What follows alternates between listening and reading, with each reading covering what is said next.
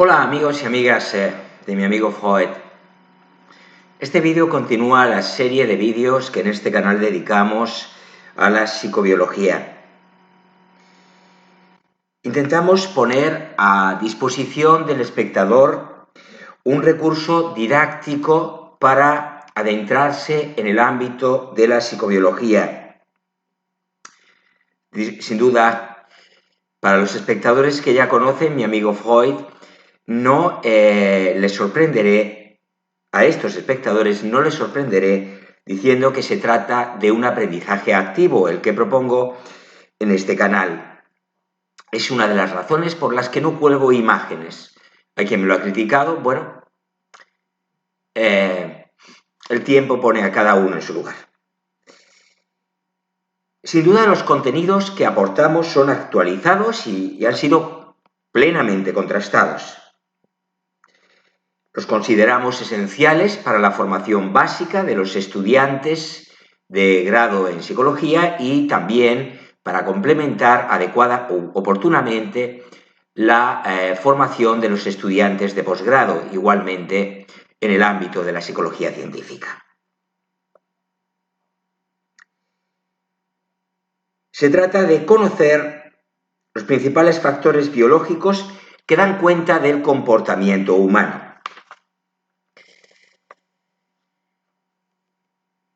Hemos intentado, desde luego, adecuarlos cuantitativamente a la duración de cada uno de los vídeos y de la totalidad de la serie de vídeos que dedicaremos en este canal a la disciplina psicobiológica.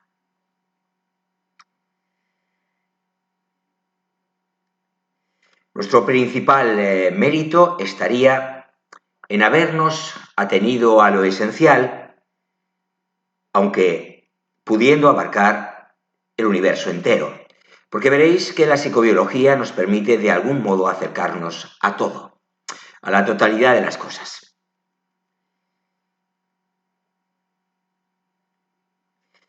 Bien, nos vamos ahora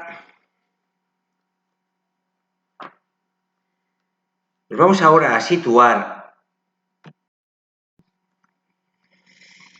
Como decía, nos vamos ahora a situar, he interrumpido brevemente la grabación para poner en orden algunas cuestiones, en orden a estructurar mejor los contenidos de este vídeo. Bueno, pues, como decimos, vamos a hablar, después de haber puesto en orden tales cuestiones a las que acabo de hacer referencia, vamos a hablar ya de las leyes de Mendel, el descubrimiento de la genética.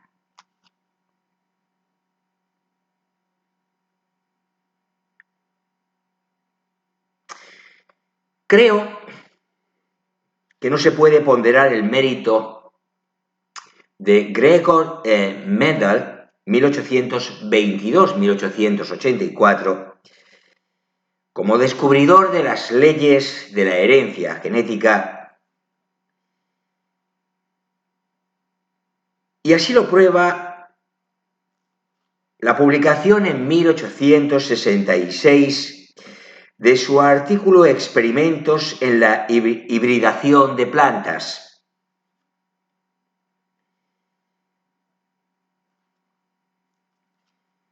Todo ello a pesar de que tuvieron que pasar 35 años antes de que tales leyes llegaran a conocimiento del mundo. No deja de ser curioso, aunque cada vez nos sorprenden menos cosas, ¿verdad?, que Mendel enmarcara su investigación en el contexto de la fertilización artificial.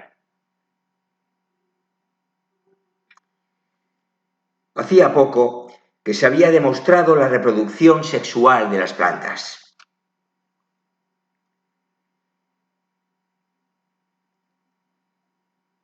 Desde luego no podemos decir que en época de la vida de Mendel fuera desconocido el hecho de que los descendientes se parecen a sus progenitores.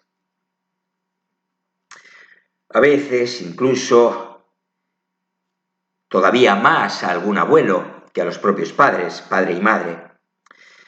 El problema en la época era que no había ninguna explicación material para dicha semejanza, para dar cuenta de dicha semejanza. Además de que parecía casi evidente que los descendientes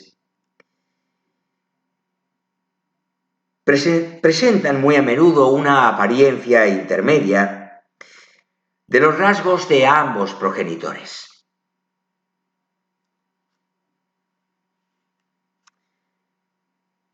Todo ello parecía avalar la hipótesis de una herencia promedio.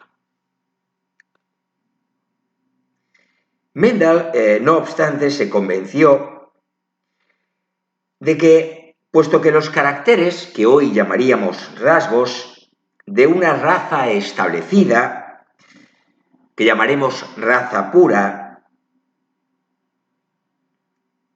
se mantenían constantes solo, o se mantienen, porque es una ley que sigue vigente, se mantienen constantes, solo si tanto el polen como el óvulo proceden de plantas con dichos caracteres, hablamos lógicamente de sus experimentos con plantas, repetimos, se mantienen constantes los rasgos de una raza pura, solo si tanto el polen como el óvulo proceden de plantas con dichos caracteres. Teniendo en cuenta esto, ambos gametos, se extraía tal conclusión, debían aportar algo a los rasgos de la planta. Parecía obvio, ¿verdad?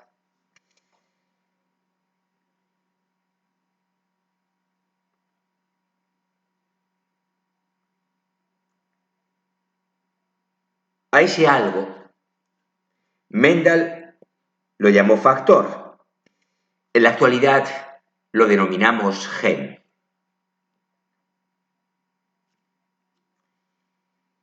Luego ambos gametos aportaban o debían aportar algo a los rasgos de la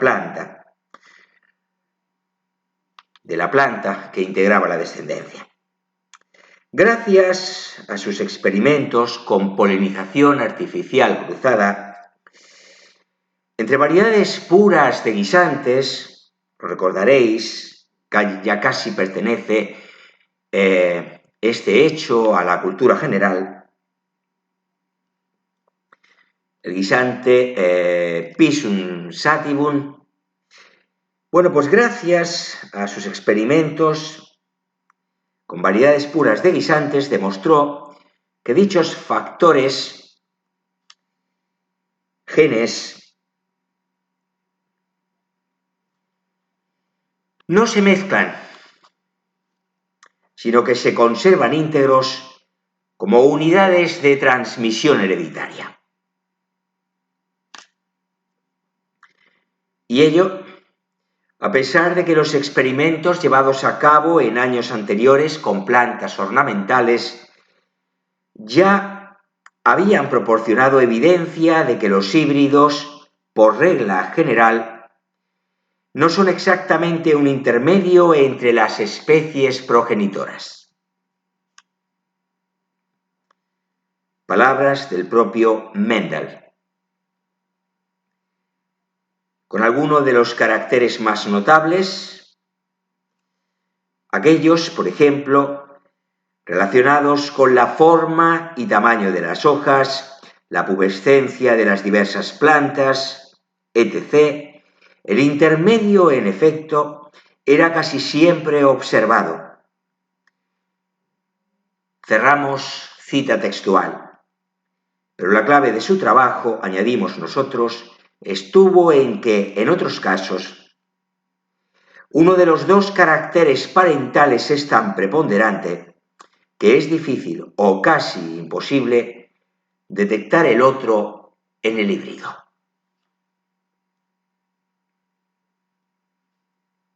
Si Mendel fue capaz de describir las leyes de la herencia genética, fue gracias a una estrategia experimental modélica. Partió de la observación empírica de que cuando se cruzan en sucesivas generaciones individuos híbridos, hay rasgos que desaparecen y vuelven a aparecer. Y puesto que ningún experimento ha sido realizado hasta tal punto, volvemos a citar textualmente a Mendel, el fraile agustino.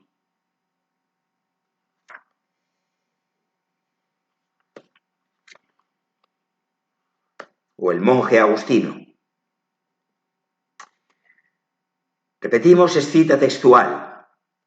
Puesto que ningún experimento ha sido realizado hasta tal punto y de tal manera que permita determinar el número de formas diferentes bajo el cual la descendencia de los híbridos aparece, o para organizar estas formas con certeza de acuerdo con sus linajes separados,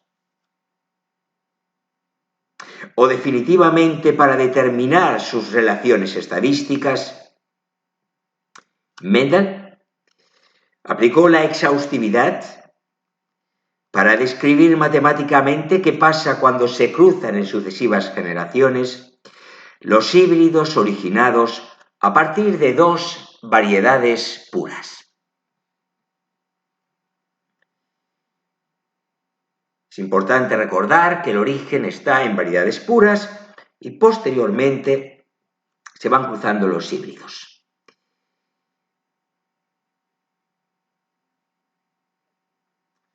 Por tanto, Mendel, repetimos, aplicó la exhaustividad para hacer una descripción con rigor matemático de qué pasaba cuando se cruzaban en sucesivas generaciones híbridos originados a partir de dos variedades puras. Sin duda, era paciente el monje austriaco.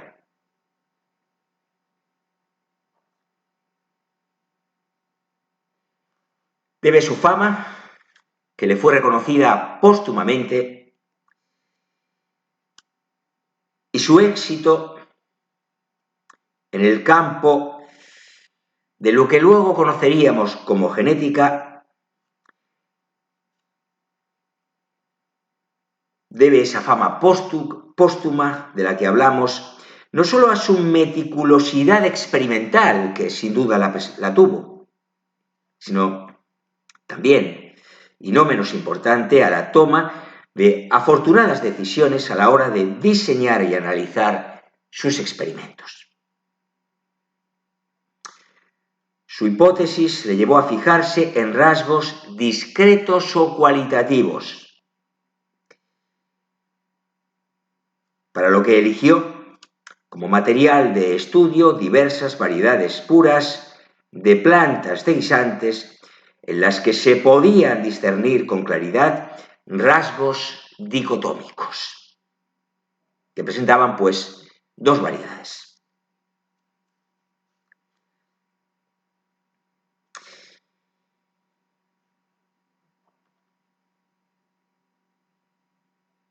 Los 7 caracteres o rasgos estudiados por Mendel en la planta del guisante, Pisum sativum, y las dos formas o variantes de cada uno de ellos,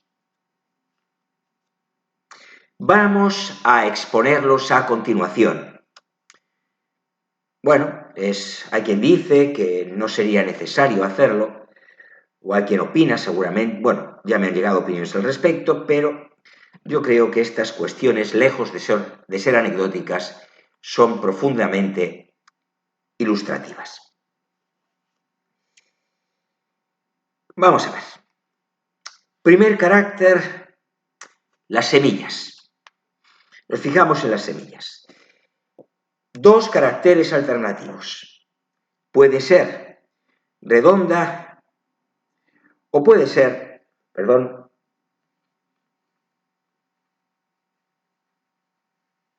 o puede ser rugosa. Puede ser amarilla o puede ser verde.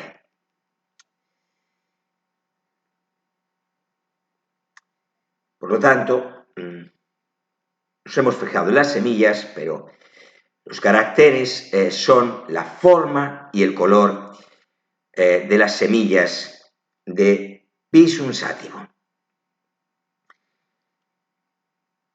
Los resultados en la F1, cuando se cruzaban razas puras, dos variedades puras, son que todas las semillas de la F1 eran redondas y que todas eran amarillas. Los resultados en F2, cuando cruzamos los híbridos, concretamente fueron, ¿por qué no aportar el dato? 5.474 semillas redondas frente a 1.850 rugosas, lo que suponía una proporción exacta de 2,96 a 1. Se obtenían también en la F2 6.022 semillas amarillas frente a 2.001 verdes, siendo la proporción en este caso de 3,01 a 1.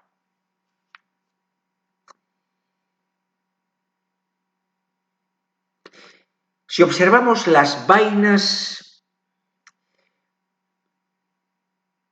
las hay hinchadas y arrugadas y verdes y amarillas. Es decir, forma de la vaina, color de la vaina. Los resultados en la F1 fueron que todas las vainas estaban hinchadas y que todas eran verdes. Los resultados en la F2, con el cruzamiento después de cruzarse los híbridos de la F1, fueron datos 882 hinchadas, 299 arrugadas, siendo la proporción de 2,95 a 1. En la F2 se obtuvieron igualmente 428 vainas verdes, frente a 152 amarillas, siendo la proporción de 2,82 a 1. Si nos fijamos en el color de la flor, estas podían ser violetas o blancas. Los resultados en la F1 eran flores violetas, todas. Resultados en la F2, 705 flores, 705 con flores violetas, plantas con flores violetas, 224 con flores blancas, siendo la proporción observada de 3,15 a 1.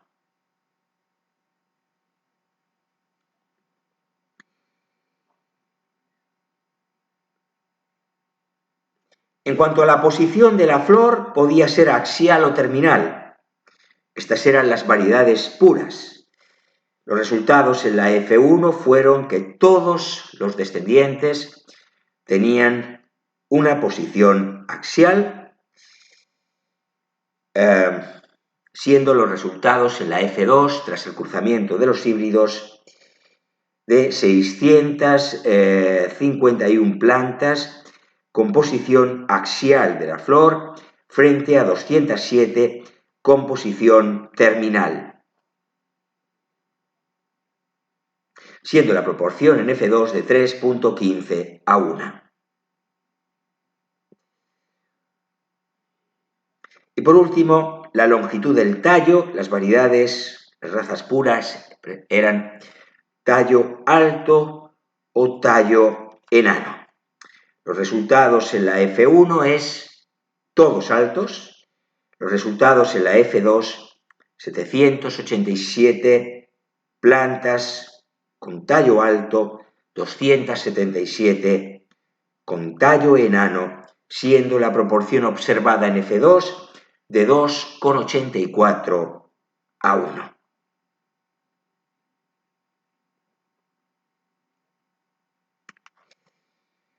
La generación F1, pues, es el resultado de utilizar polen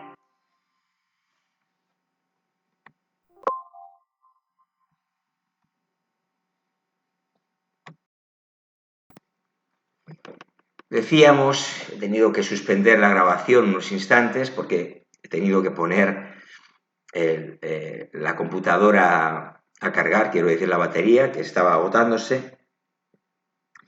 Bueno, pero volvemos. Decíamos que la generación F1 es el resultado de utilizar polen de una variante para fecundar el óvulo de la otra y viceversa.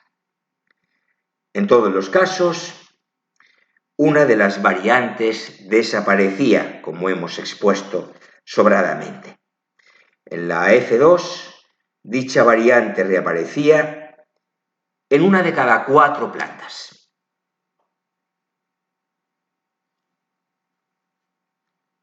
Bien. Que se trataba de variedades o razas puras, las utilizadas por Gregor Mendel, lo prueba el hecho de que durante 8 generaciones la autopolinización de cada raza dio siempre descendientes idénticos a sus progenitores fenotípicamente hablando. De hecho, tales razas puras le sirvieron de grupo control respecto a los grupos de plantas híbridas que le permitieron demostrar las posteriormente llamadas leyes de Mendel, bautizadas así en honor al monje austriaco. Austriaco porque vivía en el Imperio Austrohúngaro,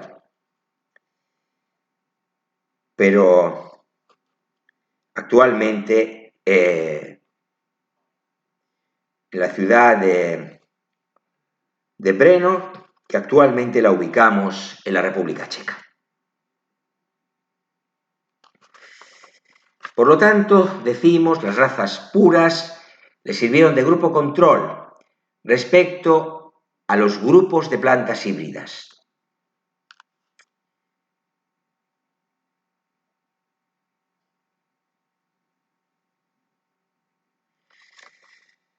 Bien.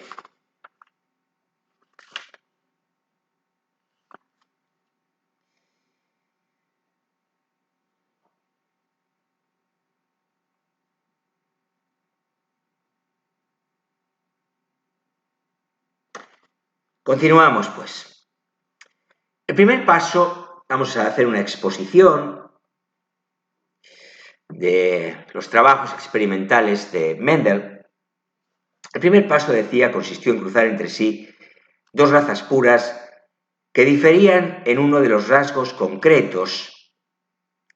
Estamos hablando, pues, de la generación parental, que si veis algún gráfico, alguna infografía, será representada con la letra mayúscula P.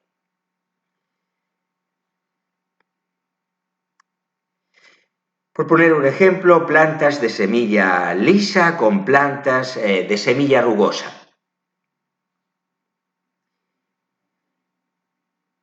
O plantas altas con plantas enanas. Por poner tan solo un par de ejemplos. Y así hasta cubrir los 7 rasgos que acabamos de enumerar en el vídeo. Semilla redonda rugosa, semilla amarilla verde, vaina hinchada o arrugada, vaina verde o amarilla, flor violeta o blanca, posición axial o terminal de la flor y tallo alto o enano. Estamos pues hablando de un cruce monohíbrido.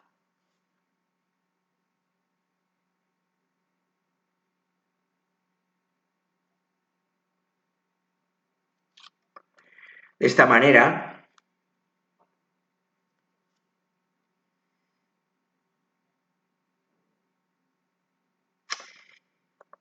comprobó Mendel que todos los descendientes de estos cruces, lo que llamó o denominó generación F1,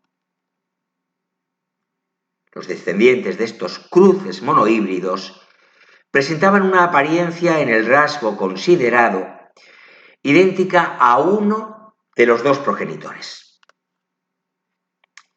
Independientemente, además, esto es importante subrayarlo, de si era el que aportó el óvulo o el polen. Recordad que estamos hablando de cruces entre plantas. A la forma del carácter que se manifiesta, el fenotipo, en la generación F1, consideró Mendel calificarlo como dominante. Y así lo consideramos todavía a día de hoy. Así pues, del cruce de plantas altas con plantas enanas, resultó una planta híbrida donde el 100% fueron altas, tan altas al menos como las plantas de la raza alta utilizada en la fecundación.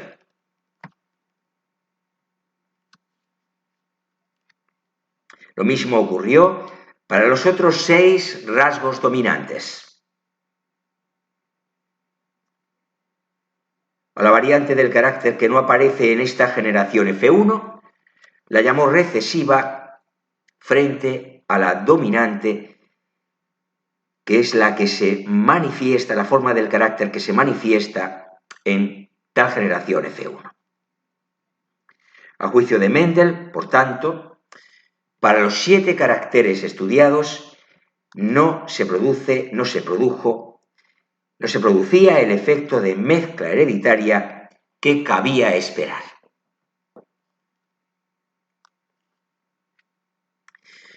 Comencemos, pues, con la ley de la segregación.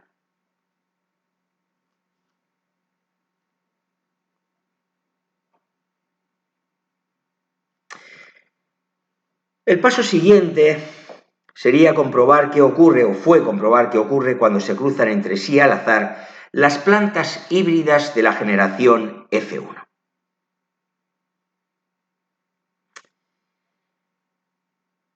Mendel comprobó para los 7 rasgos o caracteres dicotómicos que las 3/4 partes de la generación F2 resultante de la autofecundación natural de las plantas de la F1 presentaban el fenotipo dominante, mientras que el cuarto restante manifestaba el fenotipo recesivo, es decir, el fenotipo que no había aparecido en la generación F1.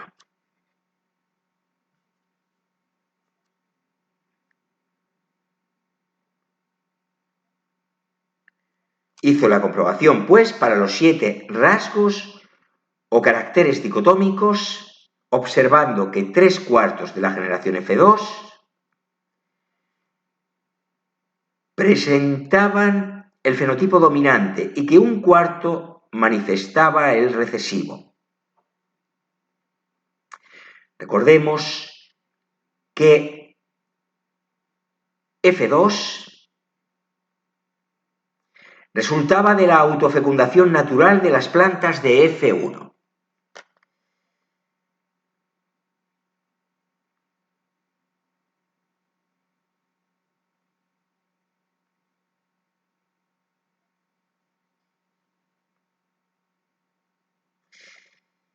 Bien, el mérito de Mendel, como ya hemos apuntado, estuvo en la interpretación matemática de estos datos cuantitativos, al establecer que la clave estaba en la proporción 3:1 en cada uno de los fenotipos.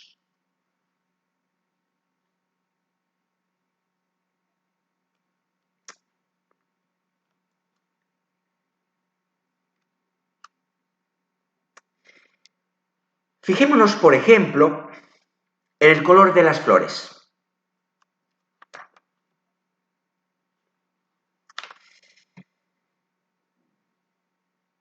En la segunda generación filial, recordemos, la F2, aparecieron plantas con flores violetas y plantas con flores blancas.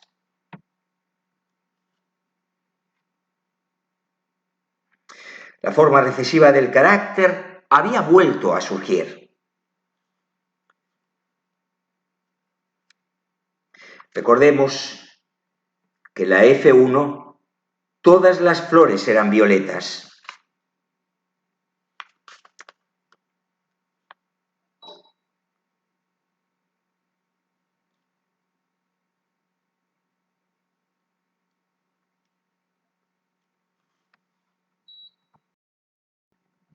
He tenido que interrumpir la grabación.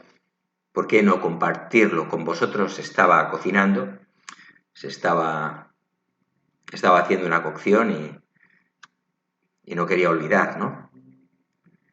Retirar del fuego.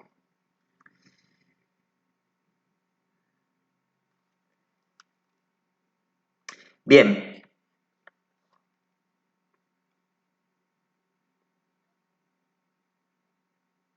Pues, como digo, estábamos fijándonos en el color de las flores. Vamos a terminar ya el vídeo. Y decíamos que en la segunda generación filial, F2, aparecían plantas con flores violetas y plantas con flores blancas. La forma recesiva del carácter, ya lo habíamos enunciado, había vuelto a surgir. Pero es cierto que el número de plantas que obtuvo Mendel de uno y otro color de la flor no fue similar en absoluto.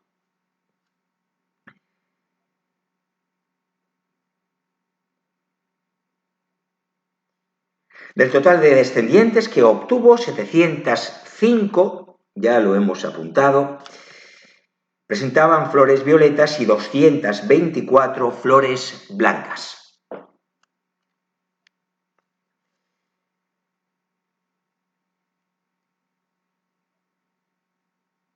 Si dividimos el número de plantas con flores violetas entre el número de plantas con flores blancas, es decir, 705 partido 224, obtenemos 3.15, aproximadamente 3.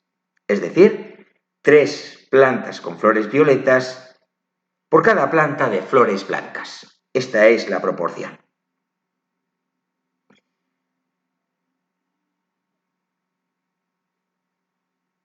De esta forma se obtenía, insistimos, una proporción 3:1 a favor de las plantas con flores violeta, de color violeta.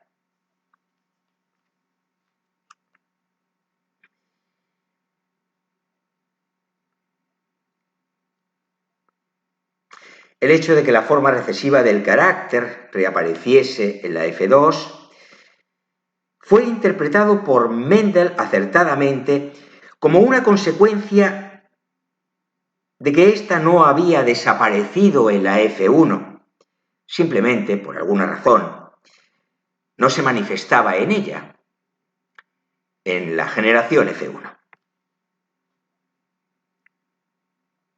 A la variante recesiva,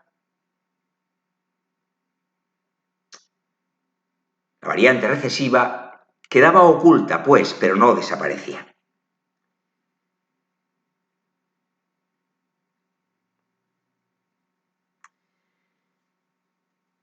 El monje austríaco, como decimos, o checo, según la geopolítica actual,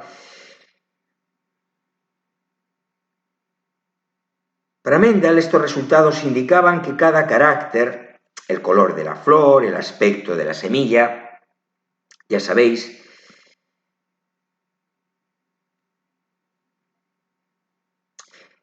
se debía a un elemento o factor hereditario que corresponde al término moderno de gen.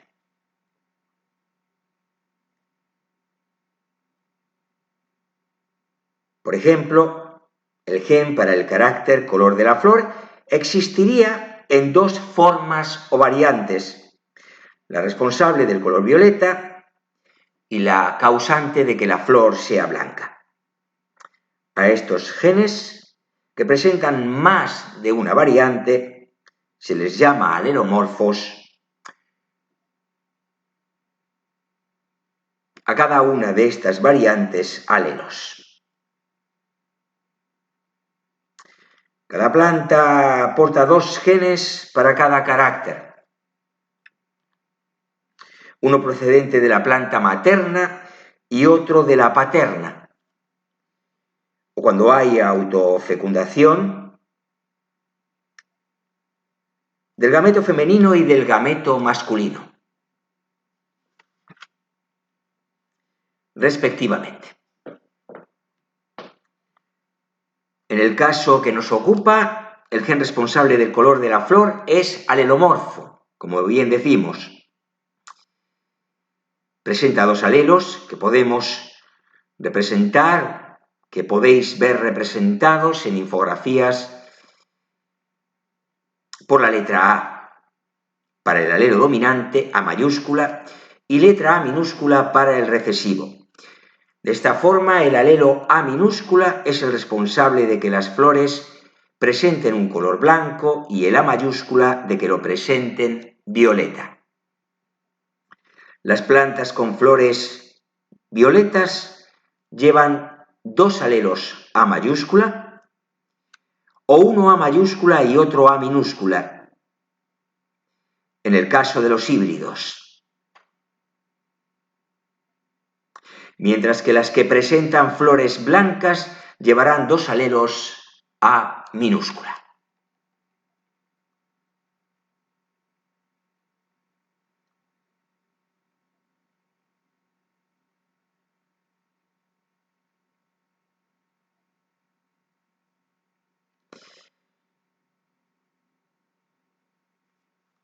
Y vamos a terminar diciendo que, o recordando que Mendel señaló que durante la formación de los gametos, gracias al proceso de meiosis que veremos en posteriores vídeos, en un vídeo posterior, los alelos se separan, se segregan, de forma que cada gameto recibe un solo alelo. Al juntarse dos gametos, se restablece en el nuevo individuo la dotación doble habitual para cada carácter.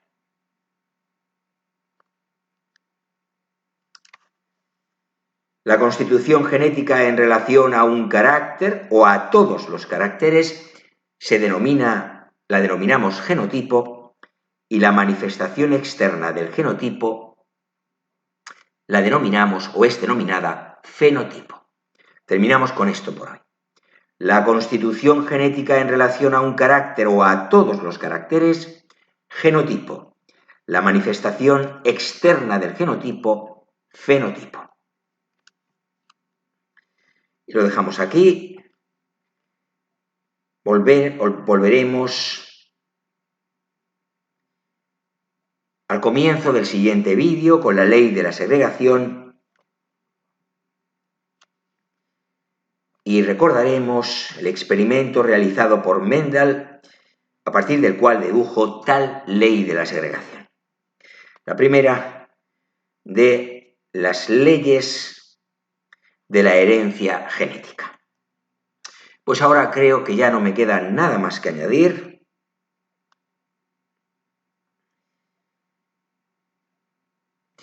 Vamos a... Bueno, solamente espero que el vídeo os haya resultado útil, interesante, valioso desde algún punto de vista. Si es así, le dais me gusta y recibo el oportuno feedback. Os animo a suscribiros al canal si sois asiduos y no lo habéis hecho ya, pues no sé a qué esperáis, francamente. Y si acabáis de llegar a mi amigo Freud, daos un paseo por sus contenidos y tengo la esperanza de que paséis a integrar esta gran familia de mi amigo Freud. Me despido ahora sí con un saludo muy afectuoso. Os recuerdo que mi amigo Freud, que también es el vuestro, está siempre encantado de contar con vuestra